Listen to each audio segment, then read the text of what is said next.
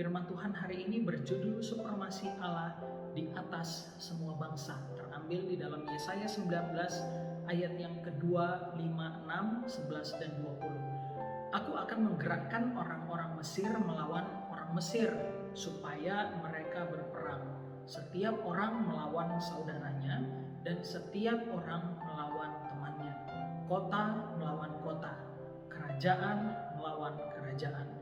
Air dari sungai Nil akan habis dan sungai itu akan menjadi tohor dan kering, sehingga terus-terusan akan berbau busuk dan anak-anak sungai Nil akan menjadi dangkal dan tohor. Gelagah dan teberau akan mati rebah.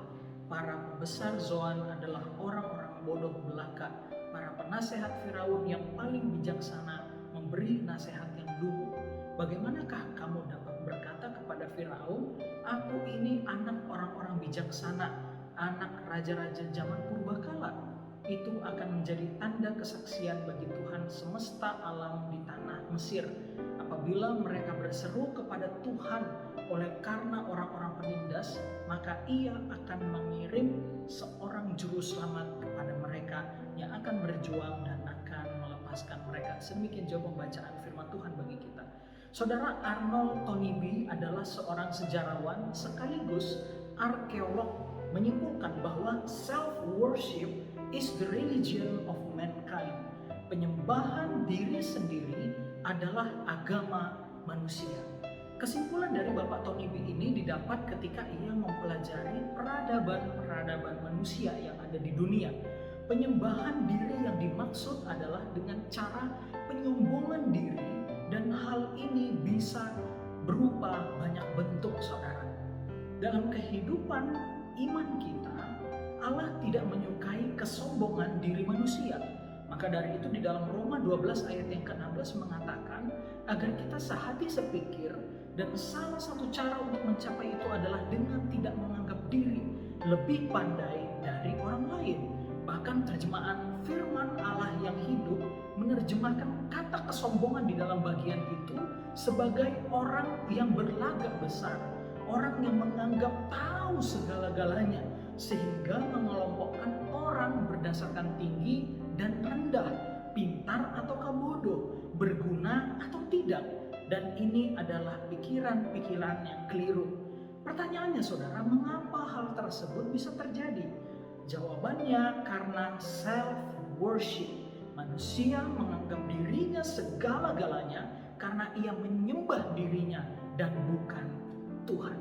Maka dari itu pada pagi hari ini kita akan belajar bersama tentang apa kata Alkitab mengenai kesombongan dan apa makna teks ini bagi kehidupan kita masa kini.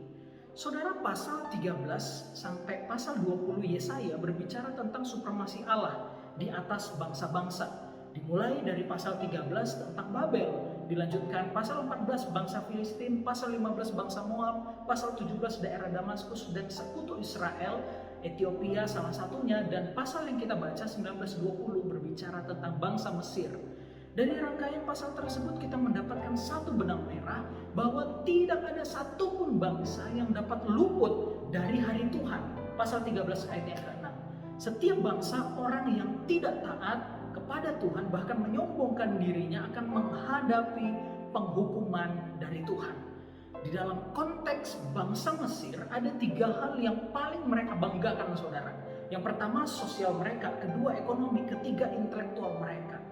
Ketika penghukuman Allah tiba, maka tidak ada satupun hal-hal tersebut yang dapat mereka banggakan kembali. Di ayat yang kedua, saudara, Allah menghancurkan bangsa Mesir. Allah membuat mereka perang saudara. Dan menurut beberapa penafsir ini adalah pasukan Nubia, salah satu kota besar yang ada di daerah Mesir. Mereka mengalami keretakan dalam kerajaan mereka sendiri. Lalu kemudian di ayat 5-8 Allah menghancurkan ekonomi bangsa Mesir. Seperti yang kita ketahui, air adalah kebutuhan utama di daerah timur dekat gunung. Bangsa Mesir sendiri sangat bergantung dengan air dari sungai Nil. Bagi mereka sungai Nil bukan hanya simbol kehidupan, tapi melambangkan dewa mereka juga. Dari penggambaran ayat tersebut menunjukkan hancurnya ekonomi bangsa Mesir. Mereka tidak lagi memiliki sumber daya kehidupan utama mereka. Bahkan Bahkan ilah yang mereka sembah pun hancur bertelut di bawah Allah Yahweh itu. Lalu kemudian di ayat 11-15 menunjukkan hukuman Yahweh yang membuat orang paling bijaksana di kota Mesir pun menjadi dungu, saudara. Semua penjelasan di atas menunjukkan bahwa semua kebanggaan manusia tidak ada artinya bila Tuhan telah bertindak. Pertanyaannya bagi kita dan menjadi sebuah refleksi bagi kita, apa yang menjadi kebanggaan kita saat ini? Apakah kepintaran kita, kekayaan kita kah, kemampuan sosial kita kah? Saudara, semua itu tidak ada artinya ketika kita tidak memiliki hati yang takut akan Dia. Oleh sebab itu, saudara, takutlah akan Tuhan, sebab Ia adalah Allah yang berdaulat dan berkuasa. Ia dapat melakukan segala-galanya. Saudara, penutup renungan pada pagi hari ini, saya ingin menceritakan kisah seorang saintis bernama Anthony van Leeuwenhoek. Saudara, Bapak Leeuwenhoek ini menghabiskan hampir seluruh hidupnya di bawah kaca mikroskop untuk meneliti, saudara. Di akhir hidupnya, sebelum ia meninggal, ia berkata, semakin banyak aku meneliti, semakin aku kagum akan Sang Pencipta, yaitu Yesus Kristus. Saudara, dari Leeuwenhoek inilah kemudian tercipta cabang studi mikrobiologi. Dan bukankah kisah Leeuwenhoek ini seharusnya menjadi satu peringatan bagi kita juga, bahwa seharusnya kemampuan yang kita miliki, talenta yang kita miliki, dipakai untuk memuliakan Tuhan dan mengasihinya di dalam kehidupan ini. 1 Yohanes 5 ayat 3-5, sebab inilah kasih kepada Allah, yaitu kita menuruti perintah-perintahnya. Perintah-perintahnya itu tidak berat, sebab semua yang lahir dari Allah mengalahkan dunia. Dan inilah kemenangan yang mengalahkan dunia, yakni iman kita. Siapakah yang dapat mengalahkan dunia selain daripada Dia yang percaya bahwa Yesus adalah anak Allah?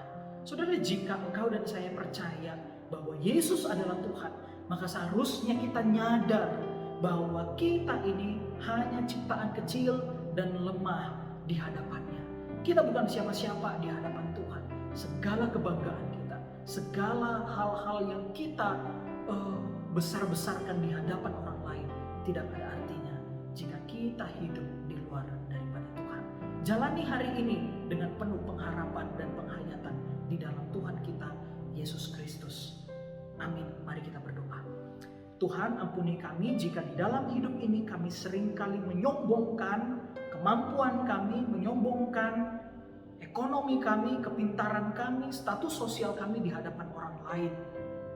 Ya Tuhan, kami rindu biarlah Tuhan boleh jamah hati dan kehidupan kami, agar kami tidak tenggelam di dalam perasaan tinggi hati dan sombong itu.